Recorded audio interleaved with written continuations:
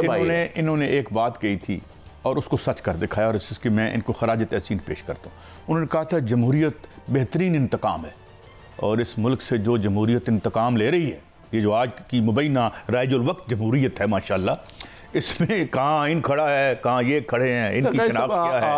वाह वाह, मज़ा आ गया, मज़ा आ गया। हर बात सर आंखों पर। जमहूरियत जो मैंने सुना है, अवाम की हुकूमत, अवाम के लिए एक इलेक्शन होता है, इलेक्शन में साफ शफाफ इलेक्शन होता है, इलेक्शन नहीं साफ शफाफ, उसमें लोग मर्जी से वो, ये जो हुकूमत है इसको कौन कौन सी पार्टी से इलेक्शन लड़े थे, ना मैं कब इलेक्शन हुए थे? भट्टी साहब मैं हम क्यों खुश हैं, मैं क्यों खुश हूँ, why I am happy man. Bhatt साहब एम लड़ते हैं मेरे साथ, अपने शहजाद भट्ट साहब नाराज, मतलब मैं खुश क्यों? वो इसलिए कि हम गैर जमहूरी लोग नहीं हैं।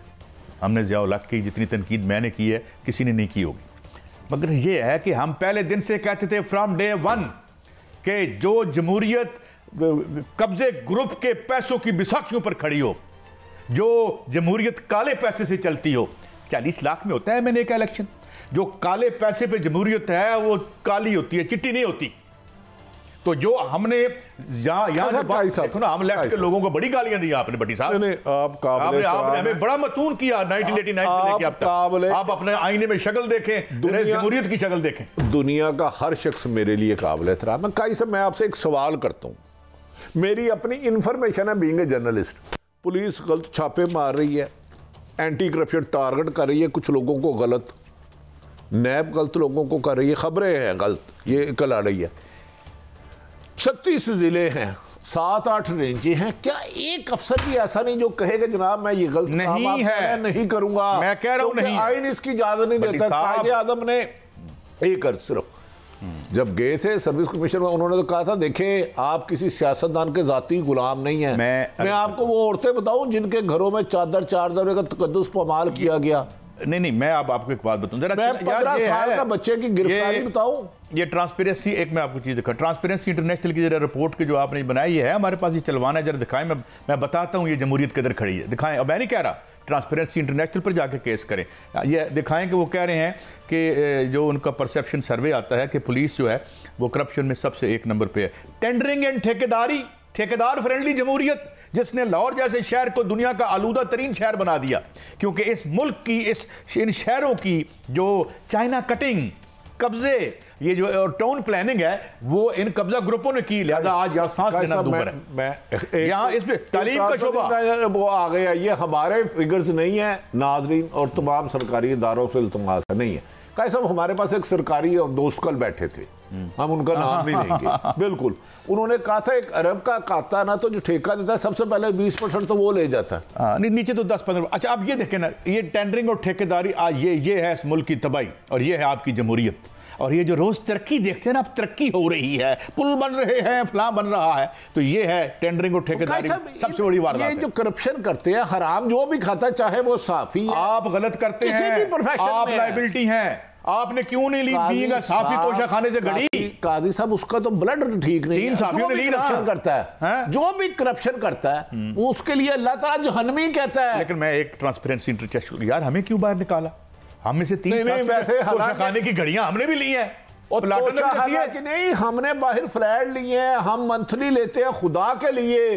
चले जायज फाइज ईसा साहब सहाफियों का, नहीं फाइज साहब की बात नहीं कर रहा, ये नहीं मैं सहाफियों का एहतसाब कर दें। ट्रांसपेरेंसी इंटरनेशनल नहीं यार, एहतसाब गल सुनो, एक काई साहब सहाफी कानून से माला क्यों है? एक बात, आप हर अदारे पे तनकीद करते हैं, सहाफी कैसे अखलाकियात और कानून से माला हो गए? साहब, एक मुझे सख्त बात आई, मैं बताता हूँ। एक फिल्मी सीन में एक जगह छापा पड़ता है किसी गलत सी जगह पे, तो वहाँ से नन्ना पकड़े जाते हैं, तो वो कहते हैं माई बाप जाओ डाकुओं ने पढ़ो, चोरों ने पढ़ो, उन्होंने पढ़ो जिन्हें कुछ नहीं किया। हो भट्टी साहब, क्या करते हैं आप? जो थे वही पढ़े जाते हैं जिन्हें कुछ नहीं किया। बहरहाल चलें जी, इंशाल्लाह बेहतरी भी होगी, मगर सवाल ये है कि आपने तालीम का शोबा चौथा करप्ट है और 5वां सेहत का शोबा है। काजी साहब, तो मैं क्या बात बताऊं, जब आपने सेहत और इलाज को और पढ़ाई को मुनाफे की जो भट्टी में झोंक दिया, तो उससे बड़ी करप्शन क्या हो सकती है? मुल्क में खते गुर्बत 80% से नीचे चले जाए, ये जो 2 कारोबार है, सेहत और तालीम करप्शन में 4-5वें नंबर पर आए, वहाँ के लोग इलाज कराएंगे कि खुदकशी करेंगे? आप थोड़ा सा अल्लाह को भी जान दे दें। वहाँ के लोग बच्चों को पढ़ाएंगे कि 9 उम्र बच्चों को मैकेनिक या को मिस्त्री बनाएंगे, ओ खुदा का खौफ करो, गिद्ध खत्म हो गया, कितना पैसा खाना है। आज तक कहते हैं खुद शहबाज शरीफ साहब, जो मेरे, आपको पता है मैं सबसे ज्यादा उन्हें पसंद करता हूं, उन्होंने कहा था मैं जरदारी का गटरा डाल के घसीटूंगा। ओ भाई, अगर इल्जाम ठीक थे तो पैसे रिकवर करो, अगर गलत है तो जरदारी साहब से माफी मांगो। मैं एक बात आपको जरूर बताना चाहता हूँ, ये जरूर करना चाहता हूँ, क्योंकि हम ब्यूरोक्रेसी पे बड़े कम हैवी, ब्यूरोक्रेसी 80% अल्लाह ही माफ करे। भट्टी साहब जो ऊपर बैठा हुआ है वो ठेकों के पैसे पकड़ रहा है। ये पॉलिटिशियन का, ठेकेदार का और ब्यूरोक्रेट का नेक्सस है। शरीफ आदमी को, वो क्या नाम था उनका जिनको अगले दिन निकाल दिए गए थे, जिन्होंने 2 नंबर तरीके से पैसे आईपीपीज को देने से इनकार किया था, इरफान अली साहब। इरफान सेक्रेटरी पावर, शरीफ आदमी यहाँ लायबिलिटी आज भी उनकी घर की हालत देखे जाके, इरफान अली सेक्रेटरी पावर थे।